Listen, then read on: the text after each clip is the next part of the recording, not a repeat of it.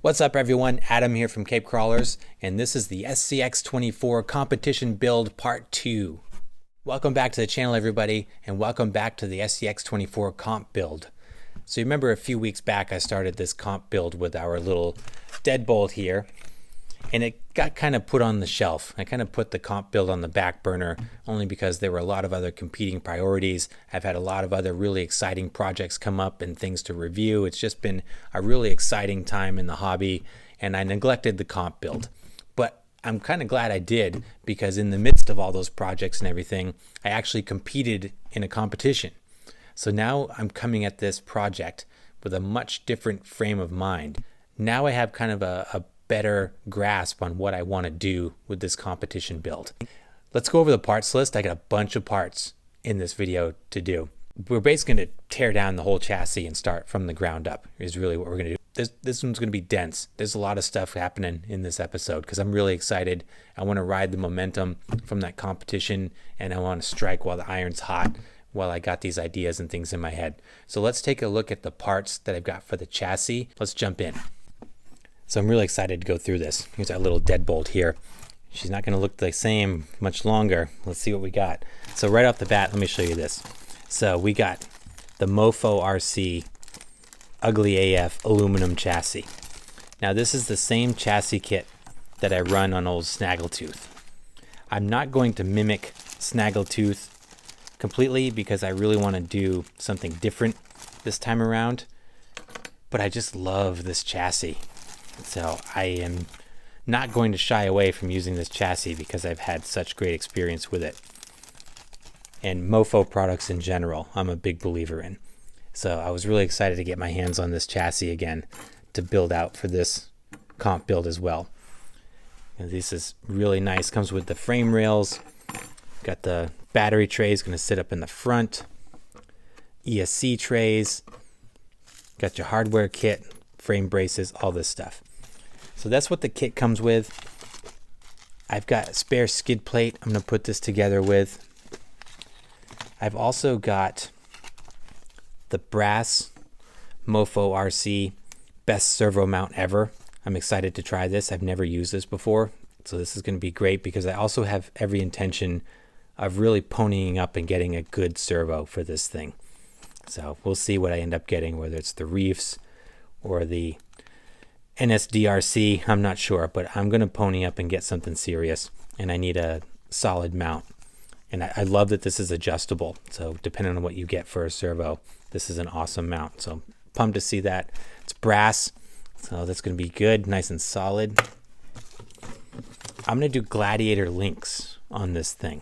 So Snaggletooth has the JLU/C10 links up front, which are the same length as the Gladiator, but I kept the deadbolt rear links on it. The Gladiator rear links are significantly longer, not by a huge amount, but they are definitely noticeably longer in the back. So I'm going to do a Gladiator wheelbase on this thing. To do that, I've got Gladiator drive shafts.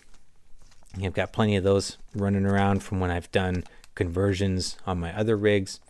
So I'm going to convert the drive shafts, and what this is going to do is it's going to stretch it out in the front and the back. So we're going to get that nice long wheelbase for stability and uphilling.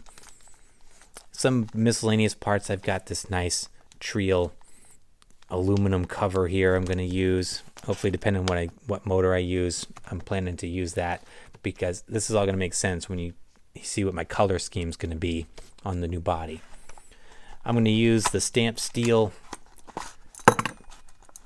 beadlocks from Endura. So I've got these from the Gladiator. So it was interesting. The SCX24 is awesome because everything's interchangeable. So I'm able to pull a lot of spare parts together from previous builds. And so this is going to be a little bit of a Franken build, but it's all good because these are parts that are tried and true and that I enjoy and I know that work. So this is going to be good stuff. So I've got these stamped steel wheels. I'm going to run them flipped, get a little bit of extra width. This gunmetal gray is going to be perfect with the color scheme that I'm going with, which again will all make sense when you see it. Last on the bench here, I think, is just the shocks So I'm going to go with the Hot Racing 48mm telescopic shocks. Now I run the Power Hobby 54mm on the Gladiator and the Bronco and the JLU also, but I really feel like 48mm seems to be the sweet spot because I like the short compression length. When these things are fully compressed, they're nice and stubby, which is good from a ride height perspective because I run no springs. The Power Hobbies are long when they're fully compressed, and I'm going to try to avoid that. I want this thing to be slammed. I want it to have a nice, aggressive, low stance. So these Hot Racing shocks are excellent. So I think that's our parts list. The goal of this video is to assemble all of this and get a rolling chassis put together. Saturday morning right now, I've been really slacking on this build. I've got to get to this thing. I've got projects backing up behind this thing. So I'm going to really dig in here. So I got a exciting new shipment. I got a bunch of new stuff here. I got a whole new suite of axles, the Billet Super 8 axles from Little Guy Racing Parts. Got the whole kit there, front and back. I've dug up a spare body mount, skid plate. I gotta find a transmission, but I think everything else I have, I can just start building. The goal today is to assemble the chassis and the axles and the drivetrain with the hopes of getting a roller ready this evening for electronics tomorrow. I'll fit the body on it. We'll see what it's going to look like. It won't have any electronics or motor or anything in it, but we'll at least be able to see what the chassis and the body looks like all together. Now I've got, my wheels and tires are all mounted, so I'm pretty much ready to go. So we're going to dive in here and start assembling this roller.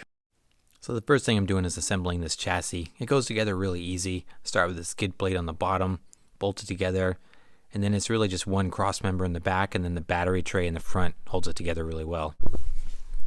So here's our chassis. So this thing went together really easy. Love the Mofo Ugly AF chassis. I mean, this thing is just, it is so light. It feels so good. I love the aluminum finish. So it actually went together super simple. This nice stainless hardware set that comes with it is great. All the components, the 3D printed components, they line right up. Everything assembles really easy. I have my own skid plate bolted right up there.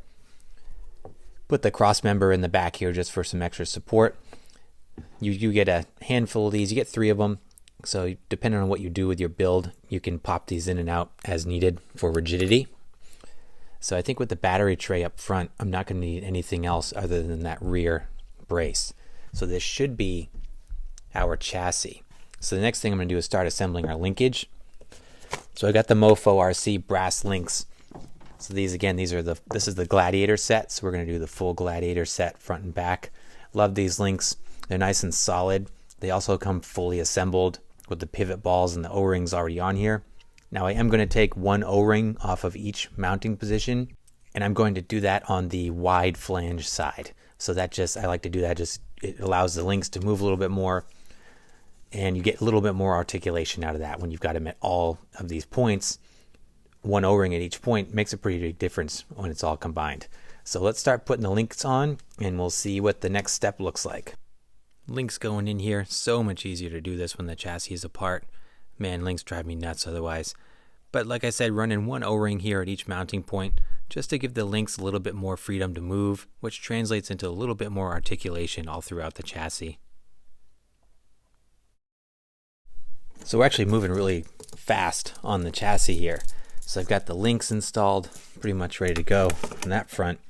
So now, let's take a look at the axles that we got in the drivetrain here. So I got these Super 8 axles, the complete kit. So this is the housing, that's the rear housing. Here's my front housing. It comes with the brass diff covers.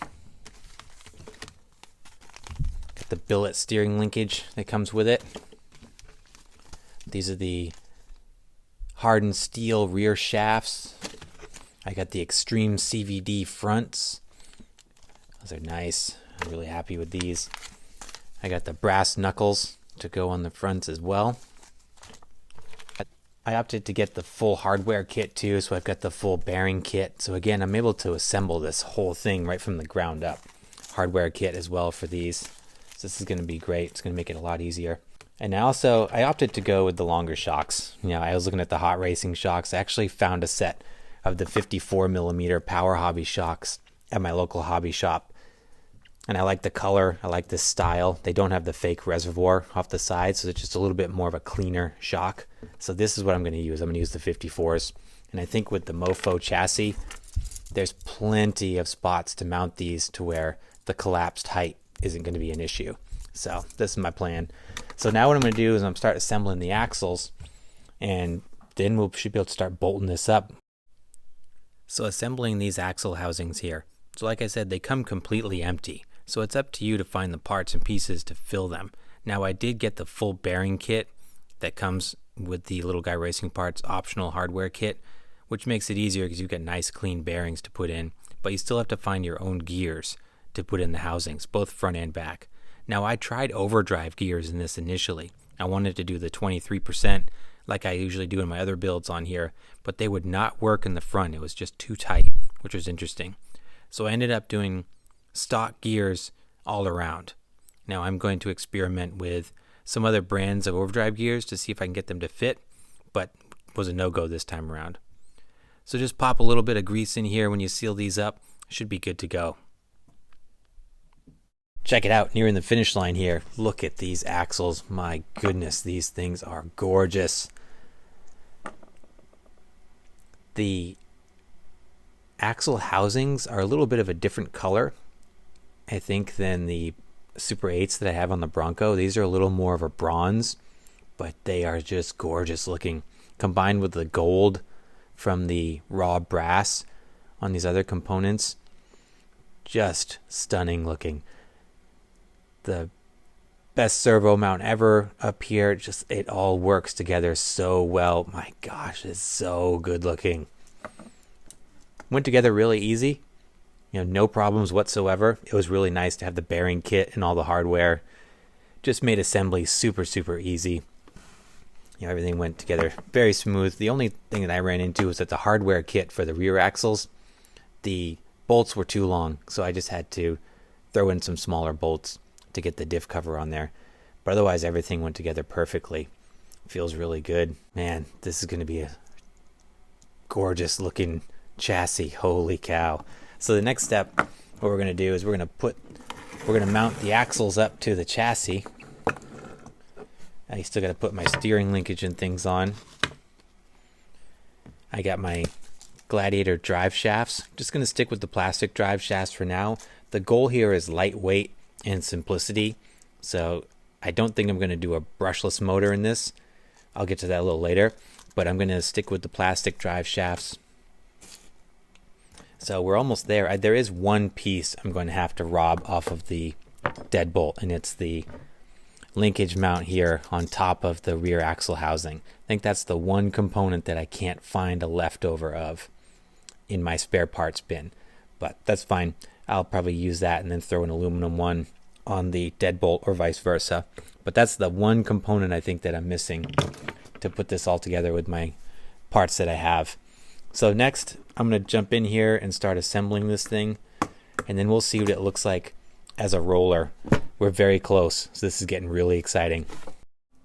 In the home stretch now, just bolting the axles up here, hooking the links up, 4 in the front and 4 in the back, go together really easy. Now with the shock positioning that I'm doing here next, there's a ton of different shock positions that are available in the Mofo chassis. So I'm just going to take an educated guess right now where I think the shocks should be, but I'll always adjust this a little later. But this is just to get us to a point where we can eyeball it and see how they look. But this is the final step. Wrap it up and see how it looks. Mission accomplished. Here's our roller.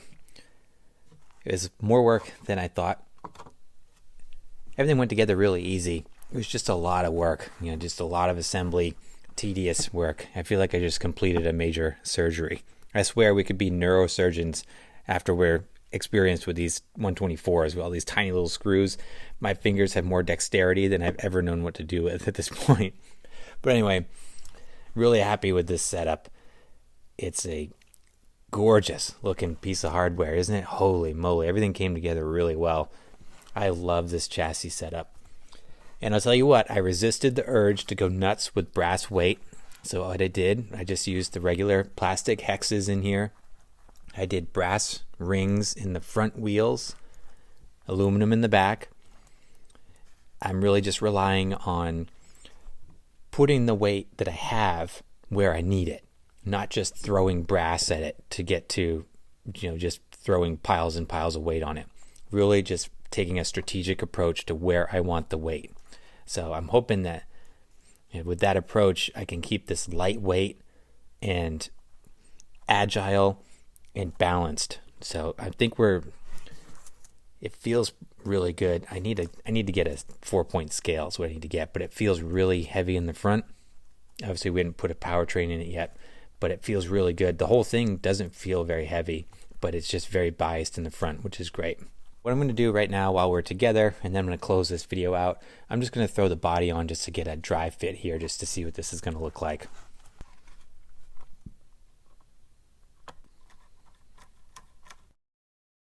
How this looks. Ooh, look at that.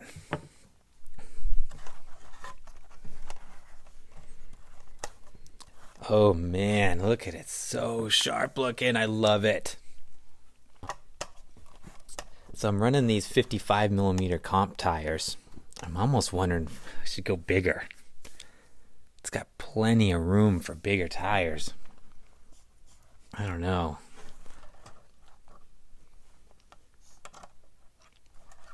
Oh man, it looks awesome though. I think the orange and gray works really good with all of this together. Very impressed. The front's stretched out pretty far. Looks good though. It's got a wicked approach angle on it, I can imagine. And with that long rear with the gladiator links, it actually fits pretty well. So I'm pretty pumped with how this fits with the body on it. Oh man, this thing's gonna be epic. Very cool. So I think that's a good place to stop for this chapter. So in the next one, we'll see what we want to do. I'm going to wrap this video up there. Man, we got a lot accomplished in this video. I'm super pumped with how the competition build is coming along, man. This has been such a fun project, and it's coming together so good. These little guy racing parts, axles, and the knuckles and the steering components, holy moly, it just looks fantastic. And the Mofo RC chassis, and the links, brass links, and the brass servo mount, and everything just ties together so well in the chassis. I'm really happy with how it looks. The body too, man, it just looks so good together. I'm really pumped with how this is turning out. In the next episode, we'll get into the motors and the electronics. So I think I'm going to stick with a brushed setup, at least for the time being, because I've found with this chassis in the past, when you do the brushless, you have to get rid of this battery tray, which kind of negates the low center of gravity benefits of this chassis, because then you end up moving the battery in the back here up top. So I think sticking with the brushless is what I'm going to do. Again, trying to keep it lightweight and functional. So I think if I've got it nice and light, and I get a good brushed motor in here, like one of the Mofo torque beasts, I think, we'll take a look and see how those work. But I think it'll be light enough and nimble enough that I can use a good brushed motor and still get great capability out of it. And it should be really well balanced and set up from a chassis standpoint, I think. So really happy with how this is coming together. So stay tuned as we continue to build this thing out. The next one will be good because we'll power it up and see how it goes. And then maybe if I can settle on a motor, we'll do some run footage too. But let me know your thoughts down below. What do you think of the comp build? How's it coming along? I'm really proud of it. So I definitely want to hear your thoughts and your input. And if there's anything else I can do to improve this thing, definitely let me know your suggestions. Thanks so much for watching and sticking around. I really appreciate it. Please like and subscribe if you haven't done so, and stay tuned as we continue the comp build. We're going to fire this thing up and hopefully run it next time. It's going to be a great one. I'm excited to share it with you guys. So we'll see you in the next video.